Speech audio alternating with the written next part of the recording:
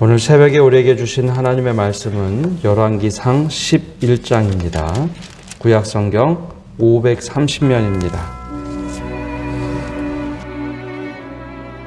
솔로몬 왕이 바로의 딸 외에 이방의 많은 여인을 사랑하였으니 곧 모압과 암몬과 에돔과 시돈과 헷 여인이라. 여호와께서 일찍이 이 여러 백성에 대하여 이스라엘 자손에게 말씀하시기를 너희는 그들과 서로 통혼하지 말며 그들도 너희와 서로 통혼하게 하지 말라. 그들이 반드시 너희의 마음을 돌려 그들의 신들을 따르게 하리라 하셨으나 솔로몬이 그들을 사랑하였더라. 왕은 후궁이 700명이요 첩이 300명이라. 그의 여인들이 왕의 마음을 돌아서게 하였더라. 솔로몬의 나이가 많을 때에 그의 여인들이 그의 마음을 돌려 다른 신들을 따르게 하였으므로 왕의 마음이 그의 아버지 다윗의 마음과 같이 아니하여 그의 하나님 여호와 앞에 온전하지 못하였으니 이는 시돈 사람의 여신 아스다롯을 따르고 암몬 사람의 가증한 밀곰을 따름이라.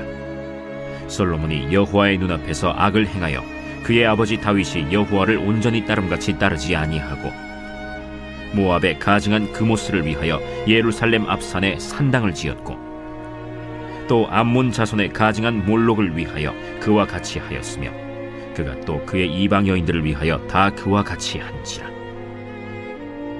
그들이 자기의 신들에게 분향하며 제사하였더라. 솔로몬이 마음을 돌려 이스라엘의 하나님 여호와를 떠나므로 여호와께서 그에게 진노하시니라. 여호와께서 일찍이 2번이나 그에게 나타나시고 이 일에 대하여 명령하사 다른 신을 따르지 말라 하셨으나 그가 여호와의 명령을 지키지 않았으므로 여호와께서 솔로몬에게 말씀하시되 내게 이러한 일이 있었고 또 네가 내 언약과 내가 네게 명령한 법도를 지키지 아니하였으니 내가 반드시 이 나라를 네게서 빼앗아 네 신하에게 주리라. 그러나 내 아버지 다윗을 위하여 네 세대에는 이 일을 행하지 아니하고 내 아들의 손에서 빼앗으려니와 오직 내가 이 나라를 다 빼앗지 아니하고 내 종 다윗과 내가 택한 예루살렘을 위하여 한 지파를 내 아들에게 주리라. 여호와께서 에돔 사람 하닷을 일으켜 솔로몬의 대적이 되게 하시니 그는 왕의 자손으로서 에돔에 거하였더라. 전에 다윗이 에돔에 있을 때 군대 지휘관 요압이 가서 죽임을 당한 자들을 장사하고 에돔의 남자를 다 쳐서 죽였는데 요압은 에돔의 남자를 다 없애기까지 이스라엘 무리와 함께 6달 동안 그곳에 머물렀더라. 그때에 하닷은 작은 아이라. 그의 아버지 신하 중 에돔 사람 몇몇과 함께 도망하여 애굽으로 가려 하여 미디안을 떠나 바란에 이르고 거기서 사람을 데리고 애굽으로 가서 애굽 왕 바로에게 나아가매 바로가 그에게 집과 먹을 양식을 주며 또 토지를 주었더라.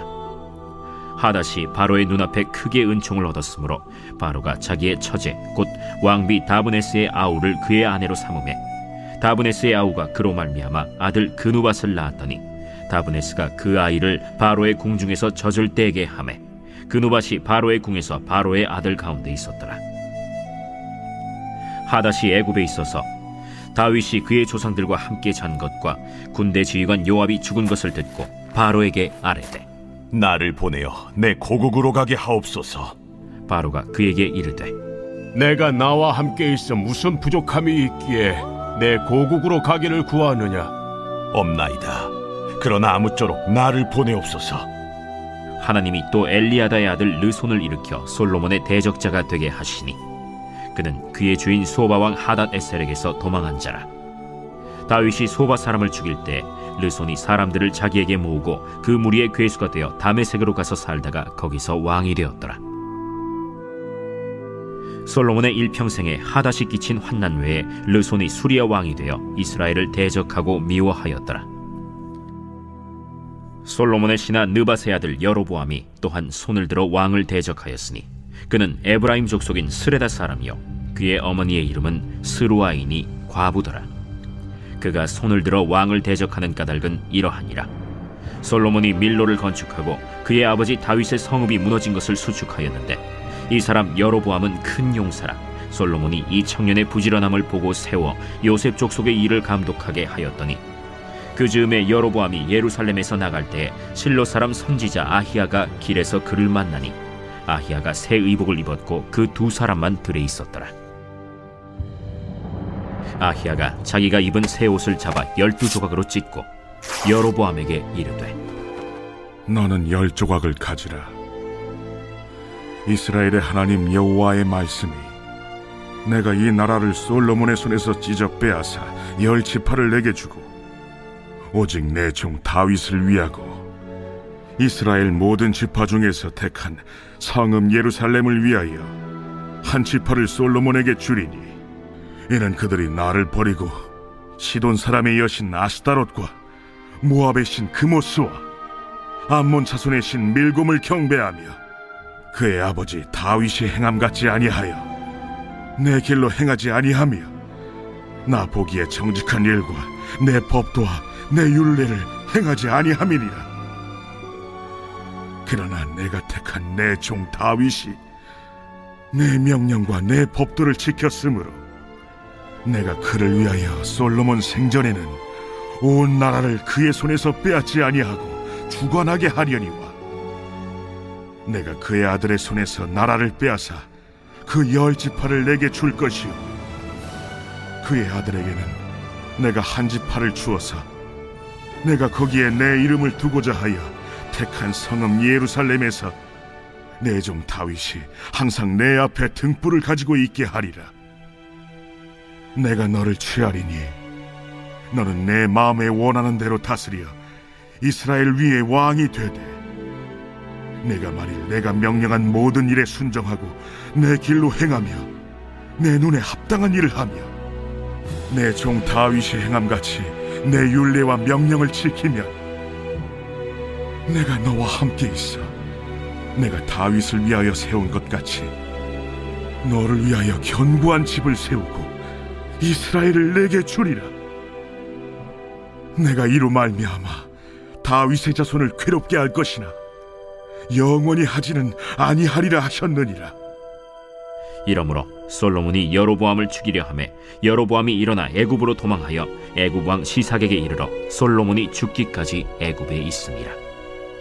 솔로몬의 남은 사적과 그의 행한 모든 일과 그의 지혜는 솔로몬의 실록에 기록되지 아니하였느냐.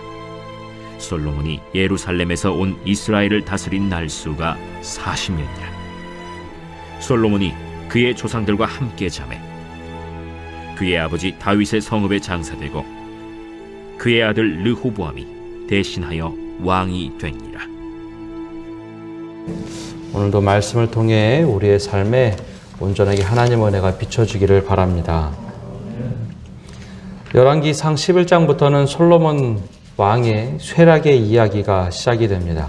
즉 솔로몬 시대의 변곡점이 시작이 되죠. 열왕기상 앞부분에는 솔로몬의 찬란했던 모습들이 등장하지만 오늘 말씀부터는 솔로몬이 어떻게 쇠락하고 몰락하는지가 자세하게 말씀에 기록되어 있습니다.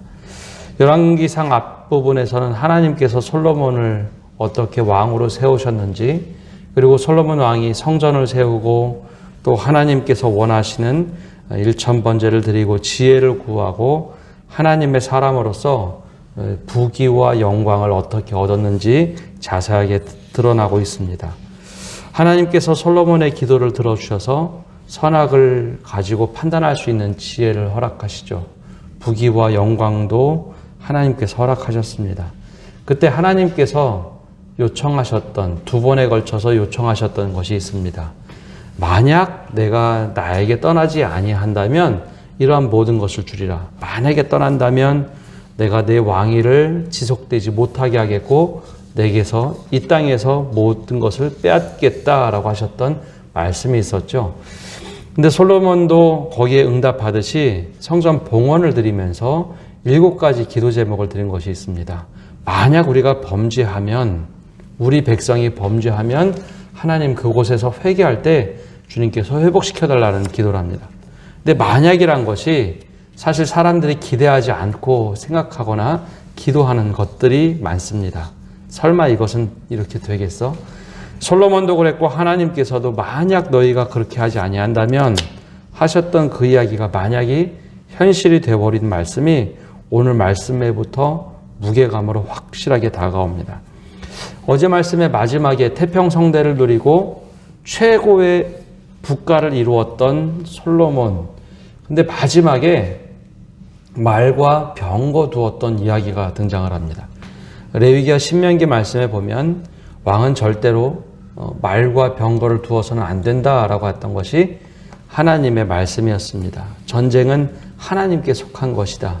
그래서 너희는 이방 나라들처럼 말과 병거를 두지 말라라고 했지만 왕의 자리에 올라가서 나라를 강력하게 만들다 보니 솔로몬이 그 말씀대로 지키지 못하고 율례를 좀 어기게 됩니다. 물론 명분은 있었습니다. 나라를 강력하게 만들기 위해서, 또 전쟁을 위해서 말과 병거가 필요했죠. 이때만 하더라도 그냥 어물쩍 넘어가는 일이었습니다. 그런데 오늘 말씀의 1절부터 그가 어떤 일을 벌이는지 타락하는 모습이 본격적으로 시작이 됩니다. 1절과 2절 말씀에 이렇게 기록이 되어 있죠. 솔로몬 왕이 바로의 딸 외에 이방의 많은 여인을 사랑하였으니 곧 모압과 암몬과 에돔과 시돈과 헷 여인이라. 여호와께서 일찍이 여러 백성에 대하여 이스라엘 자손에게 말씀하시기를 너희는 그들과 서로 통혼하지 말며 그들도 너희와 서로 통혼하지 말라. 그들이 반드시 너희의 마음을 돌려 그들의 신들을 따르게 하리라 하였으나 솔로몬이 그들을 사랑하였더라. 이것은 솔로몬뿐만 아니라 모든 백성에게 가나안 땅의 여인들과 서로 통혼하지 말라라고 했던 그 말씀. 근데 이 말씀을 솔로몬이 여인들을 사랑하여 이 계명을 깨뜨리게 됩니다. 모압, 암몬, 에돔, 시돈, 헷 여인들을 맞이하게 되는데 이 여인들을 맞이하면서 하나님께서 금하셨던 신들을 자신의 왕궁으로, 신전으로, 또 성전으로 가져 들어오게 되는 우를 범하게 되죠. 근데 이것은 현대 우리가 살아가고 있는 그리스도인들과 유대인들의 조금 다른 모습도 있긴 합니다. 간혹 이제 보수적으로 말씀하시는 분들은 예수 안 믿는 가정과 결혼하면 안 된다라는 이야기를 하죠. 물론 바울도 이제 그런 권면을 합니다. 그것은 하나님의 뜻이 아니라 그건 내 생각이다라고 하면서 권면을 합니다. 근데 유대인들과는 좀 다른 것이 있는데요. 유대인들의 신앙은 혈통 중심의 신앙입니다. 어머니가 유대인이면 같은 유대인이 될 수 있고 또 아버지의 혈통을 따라서 하나님을 믿는 민족이죠. 그래서 혈통 중심의 민족이고 그리고 신앙이라는 것은 세습된다라고 생각을 했습니다. 그래서 가나안 땅에 들어가면서 가나안 땅에 있는 우상을 섬기지 않기 위하여 그 민족과 통혼하지 말라라는 율례였습니다. 근데 우리는 조금 다릅니다. 유대인들이 아닌 이방인인 우리의 경우에는 우리 모두가 사실 이방인들입니다. 가능하면 기독교인들끼리 결혼하라 사도 바울도 권면은 하나 그것은 주님의 뜻은 아니다라는 이야기를 하는 것이 그 때문입니다. 근데 이 당시만 하더라도 아브라함의 후손, 우리는 선택받은 민족이다. 선민사상 속에서 이 말씀이 적용이 되었던 것이죠. 그래서 이들에게는 가나안인 사람들과 통혼하는 것이 금지가 되었었습니다. 근데 왕이 가나안 땅의 여인들을 아내로 맞이합니다. 그럼 어떤 일이 벌어질까요? 한 나라의 수장이 이방인 여인들을 아내로 맞이하면 백성들은 자연스럽게 이 경계선을 무너뜨리게 됩니다. 신앙의 거대한 댐을 이루고 있었던 경계가 구멍 하나가 나다 보니 모든 것이 와르르 무너지는 것은 시간 문제였습니다. 그러자 결과적으로 4절에 이제 이런 이야기들이 등장을 합니다. 솔로몬의 나이가 많을 때에 그의 여인들이 그의 마음을 돌려 다른 신들을 따르게 하였으므로 왕의 마음이 그 아버지 다윗의 마음과 같지 아니하여 그의 하나님 여호와 앞에 온전하지 못하였으니. 솔로몬이 초창기에는 정말 성전을 짓고 하나님을 위하여 최선을 다하는 왕처럼 보였습니다. 그러나 그가 나이가 들면서 솔로몬이 나이가 많았을 때에 그때 여인들의 이야기에 넘어가면서 그 우상들을 자신 곁으로 가져오게 되는 물을 범하게 됩니다. 그래서 시돈의 여신 아스다롯, 암몬의 가증한 빌곰, 모압의 가증한 그모스를 위하여 예루살렘 앞에 산당을 짓기 시작합니다. 이 산당이라는 것이 원래 가나안 땅에 있었던 한 처소들을 말합니다.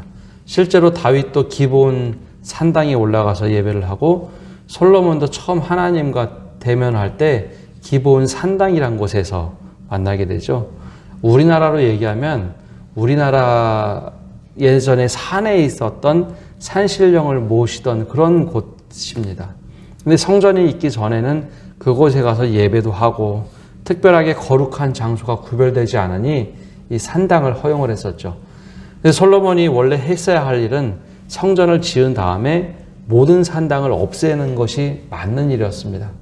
요시야가 후에 이런 일들을 하죠. 근데 솔로몬은 성전은 지었으나 오히려 산당을 활성화시켰습니다. 그리고 그 산당에서 이방신들을 섬기도록 허용을 하게 되죠. 이것이 하나님 앞에서 정말 가증한 일이었습니다. 이것이 신약시대로 오면 예수님께서 하신 말씀과 동일한데요. 하나님과 돈을 동시에 섬길 수 없다. 즉 만몬신을 동시에 섬길 수 없다라고 했던 것과 같은 이야기입니다. 우리나라의 경우에도 개신교, 기독교에는 이런 일이 없지만 불교가 예전에 들어올 때 이 산당을 만들게 됩니다. 외국에는 없는, 정통 인도에는 없는 불교의 모습이 우리나라에 있는데 우리나라도 대웅전 뒤에 그 별채 산당이라는 것을 만들죠. 그것이 삼신당을 만들죠. 그게 토속신앙과 결합했던 겁니다. 바로 이때 이스라엘 백성들이 이 산당을 없앴어야 하는데 이것을 없애지 못하고 오히려 토속신앙, 가나안 토속신앙과 여호와 신앙이 섞여버리는 우를 범하게 되죠. 이것을 주체적으로 앞섰던 것이 솔로몬이었습니다. 그러니 하나님께서 만일 내가 가나안 땅에 다른 신들을 섬기지 아니한다면 이라고 약속을 했는데 그 약속을 어기자 하나님께서 진노하시죠. 그러면서 하나님께서 약속하셨던 것을 다시 말씀하십니다. 너희가 그렇게 했기 때문에 이 땅에서 내 왕조가 영원히 무구하지 못하리라. 빼앗을 것이다 라고 말씀하십니다. 그리고 왕위를 빼앗아 다른 이들에게 줄 것이긴 하나 왕위를 아예 없애버리진 않겠다. 그러면서 너희가 내가 다윗의 길로 행하지 아니하였다라고 말씀을 하시죠. 그래서 열왕기상에서 가장 중요한 대목 중에 하나는 이스라엘 왕, 특별히 유다 왕들이 다윗의 길을 따랐는지 안 따랐는지가 가장 중요한 평가의 기준이 됩니다. 다윗이 잘못은 했더라도 다윗이 회개하고 하나님께 늘 돌이키는 모습이 있었기 때문에 하나님께서는 다윗을 정말 존귀히 여겼고 다윗의 길로 행하느냐 안 하느냐가 모든 왕들의 평가의 기준이 됩니다. 그래서 오늘 말씀 제일 마지막에도 자신이 이스라엘 왕이 얼마나 강력한 나라를 만들었는가, 부국강병한 나라를 만들었는가 관심이 없어요. 다윗의 길로 행하였는가 행하지 아니하였는가가 평가의 기준이 됩니다. 그리고 나서 실제로 3명의 적들, 국내외적으로 적들이 일어나기 시작합니다. 바로 그 이야기가 14절부터 등장을 합니다. 제일 먼저 대적으로 일어난 사람은 에돔의 왕자 하닷입니다. 하닷이 강력한 솔로몬의 대적으로 일어나기 시작하죠. 실제로 솔로몬을 위협했던 사람입니다. 그리고 나서 23절부터는 더 위험한 적수 르손이 일어납니다. 르손은 다메섹 수리아의 왕으로서 강력한 대적이 되죠. 그러면 이방 나라들의 대적만 나타났는가? 아니요. 26절부터는 가장 뼈아픈 여로보암이 나타납니다. 여로보암에 대해서는 오늘 말씀에 자세하게 후반절에 등장을 하는데 이 여로보암은 본디 에브라임 지파 사람으로 솔로몬이 강제부역을 하던 감독관이었습니다. 근데 그에게 하나님께서 허락하신 사람, 선지자가 가서 그에게 상징적인 모습을 보여줍니다. 마치 사울왕을 왕으로 세웠을 때처럼 옷을 입고 있던 조각을 12조각으로 쪼갠 다음에 10개를 주면서 너는 10지파의 왕이 될 것이다 라는 예언을 하게 되죠. 그 대신 솔로몬 이후의 왕은 한 지파의 왕이 될 것이다. 그래서 이것이 북이스라엘과 남유다가 갈라지게 되는 원인이었습니다. 오늘 말씀에서 우리가 꼭 기억해야 될 것이 있습니다. 마지막이 중요합니다. 신앙에는 오늘이 중요하고 마지막이 중요합니다. 과거에 우리가 얼마나 화려하게 헌신을 했는가, 그거 별로 중요하지 않습니다. 끝까지 어떻게 신앙을 가지고 있는가가 훨씬 더 하나님 앞에서 중요한 모습입니다. 솔로몬의 그 찬란했던 성전을 짓고 태평성대를 이루고 했던 모든 일들을 하나님께서 평가하실 때는 그는 아버지 다윗의 길로 행하지 아니하였다 합니다. 그러고 보면 신약 성경에서 그건 동일합니다. 구원은 출발하면서 시작할 수 있지만 구원의 마침점은 우리가 이 삶을 어떻게 하나님 안에서 살아갔는가, 거기에 마침표가 찍힐 때 비로소 우리가 구원받았다라고 얘기하는 것과 같습니다. 아무리 우리가 선줄로 생각한다 할지라도 넘어질까 조심해야 하고, 우리의 믿음에 오늘의 현재의 믿음이 중요하지, 과거에 얼마나 화려했고 내가 얼마나 헌신했는가, 그것은 옛 이야기가 될 수 있습니다. 바로 오늘 내가 어떻게 주님과 동행하느냐. 그래서 오늘 말씀에는 이 적나라한 모습을 솔로몬을 통해서 보여줍니다. 그래서 우리가 오늘 말씀을 붙잡고 살아갈 때 하나님 오늘도 주님과 동행하게 하옵소서. 오늘도 내 믿음을 돌봐주시고 하나님과 함께하는 저희 삶이 되게 달라고 기도하며 주님과 함께하는 성도 여러분 되시기를 바랍니다. 기도하겠습니다. 하나님, 우리에게 시간이란 선물을 주시고 믿음이란 선물을 주셔서 하루하루 믿음으로 살아가도록 인도하신 주님, 우리가 솔로몬의 모습을 바라보면서 그를 반면교사 삼으며 살아갈 수 있는 은혜를 허락하여 주옵소서. 그가 성전을 짓고 하나님께 최선을 다하고 모든 것이 하나님의 손에 붙들린 사람처럼 보였습니다. 그리고 태평성대를 이루고 금으로 모든 것을 왕궁을 만들고 정말 그보다 더 위대한 왕이 없는 것처럼 보였습니다. 근데 그의 마지막 순간을 보면 이방신을 섬겼던 모습, 그리고 하나님 앞에 정말 부끄럽고 가증한 모습으로 그의 삶을 마감하는 것을 보게 됩니다. 하나님, 우리의 모습은 어떠한지 솔로몬을 보고 반면교사 삼을 수 있도록 은혜 내려 주옵소서. 우리의 믿음이 하나님보다는 부를 따르고 하나님보다는 다른 것을 따르고 하나님보다는 사람을 따르고 수많은 것들과 범벅이 되어서 마치 솔로몬이 이방 여인들을 사랑하여 그들의 신을 왕궁으로 들였던 것처럼 우리도 믿음을 갖고 산다고 하면서도 다른 것을 곁눈질하고 다른 것을 따라가지는 않는지 우리 자신을 돌아보게 하여 주옵소서. 그리하여 솔로몬과 같은 우를 다시 범하는 일이 없도록 우리의 믿음을 굳건하게 붙잡아 주시고 하나님과 동행하는 저희가 될 수 있도록 은총을 내려 주옵소서. 하나님이 위기의 시대에 우리의 믿음은 어떠한지 우리 스스로 돌아보게 하여 주시고 우리가 정말 주님과 동행할 때 우리의 믿음을 이어갈 후손들이 정말 바른 믿음을 가지고 살아갈 수 있도록 은혜 내려 주시옵소서. 오늘 한날도 주님께 모든 것 맡겨드리며 예수님의 이름으로 기도합니다. 아멘.